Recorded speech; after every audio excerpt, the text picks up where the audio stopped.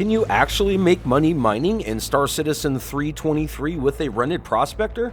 Is it even worth buying a prospector in Star Citizen 323 to progress and make money? Space friends, you can make a killing if you know exactly where to go. I'm going to show you my favorite place on Cellin, although you can go to Yellow as well if you're in the Crusader system.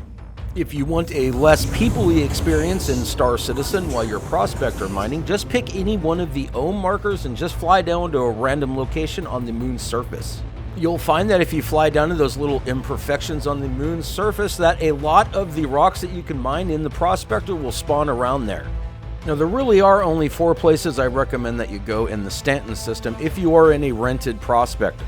Cellin is my go-to as it has the best Quantanium deposits anywhere in the verse with a very small mass index of 1 to 3. Microtech and Clio have a slightly less mass index, although you have to deal with the weather sometimes, and that's just not worth it.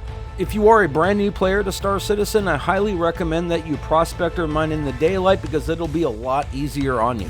I seriously can't stress this enough, average mass index is so important to the prospector miner, especially if you're in a rented prospector.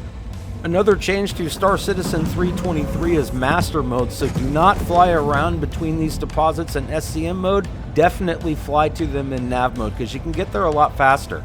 Traveling in nav mode does mean that you won't have any shields up, so keep that in mind. That's why I like to kind of mine it in a less people-y area.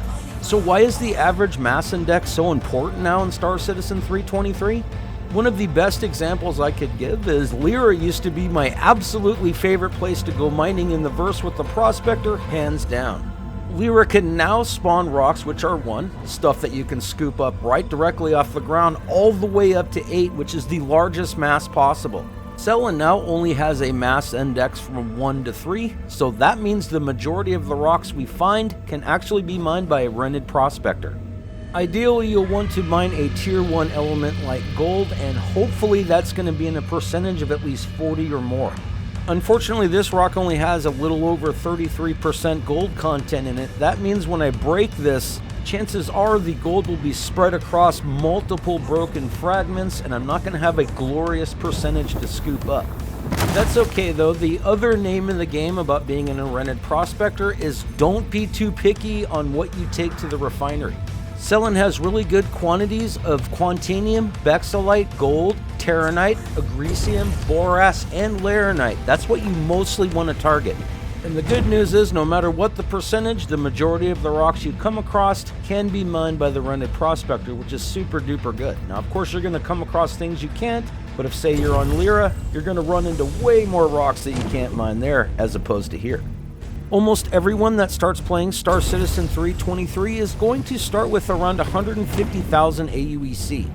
You can rent the prospector at any station that has a refinery deck. Go there and you can pick it up for 73,237 aUEC per day. Well worth it.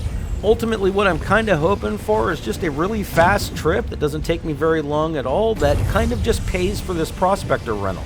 And right now, we're well on our way to completing that task. Unfortunately, this next rock looks a little bit too big for a rented prospector. Depending on the composition of the rock, the biggest one you're really going to be able to crack with an arbor head is around 6K. My other kitted out prospector could crack that, and man was it a good rock. Let's go look for something else. One of the things I absolutely love about prospector mining in Star Citizen is you don't really have to hunt and peck around all over the place to find something you can mine. With 2 big patches of rocks right next to each other, this should be really good. This patch here is actually a prime example of why Cellin is so powerful if you come here in a rented prospector.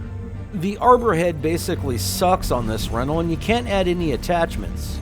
Before the rebalance to the mass index average, like nobody really rented a prospector to try to make money because it was literally almost impossible. If you didn't have a friend or two that you could then shyster into also renting a prospector with you, well, it was basically a waste of time because you guys could just do something else and make even more money than you could mining. The rebalance really made it super cool because you know exactly where to go if you're in a prospector or the mole, just based off of the mass index. Let's say you immediately hop right into Star Citizen 323 and rent the prospector right away. That's going to mean out of the original 150,000 aUEC you started with, you're going to be down to about 77K. I'm just going to throw it out there, prospector mining in a rental prospector can be very profitable. There are two major hurdles you're going to need to overcome though. The first one will be having enough money to refine a whole bunch of these orders you're going to be stacking up in the refinery.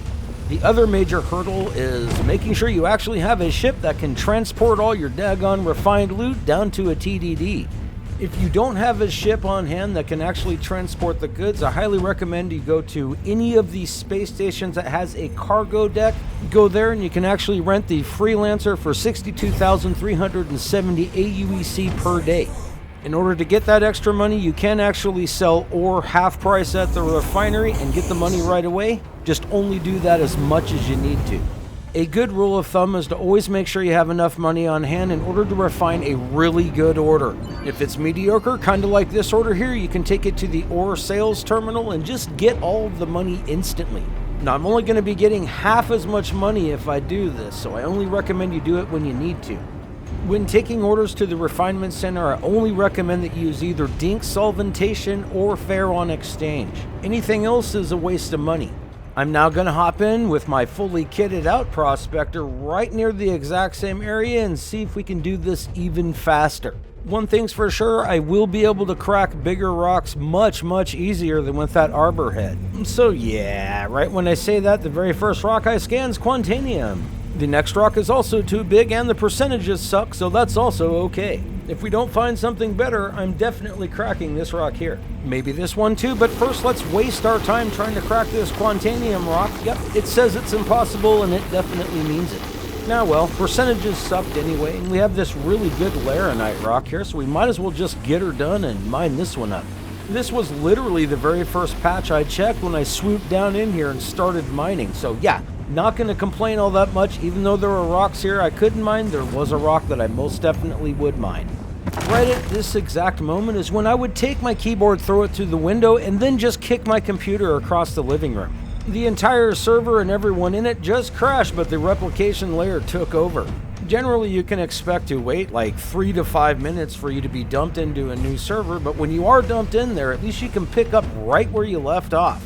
Back in the day, before we had the replication layer set into place, it would mean that you lost this entire load, you would be respawning back at your refinery station, and then you'd have to claim your ship. Yeah, kinda stupid. Eventually, CIG is going to figure out how to dump us into a brand new server a lot faster than 3 to 5 minutes, but it's still a lot better than losing all your progress.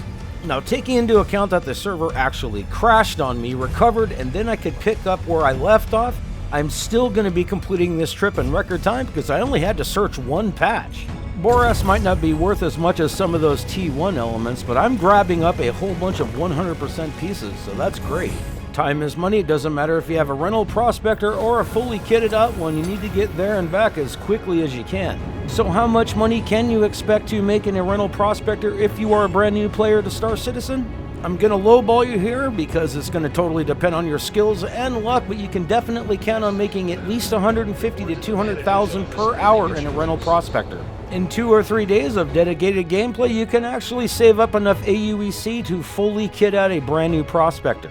I plan on updating all my guides for Star Citizen 3.23, including the best start. All my love to my Patreon and YouTube channel supporters. You are literally the most glorious pilots in the verse, so thank you.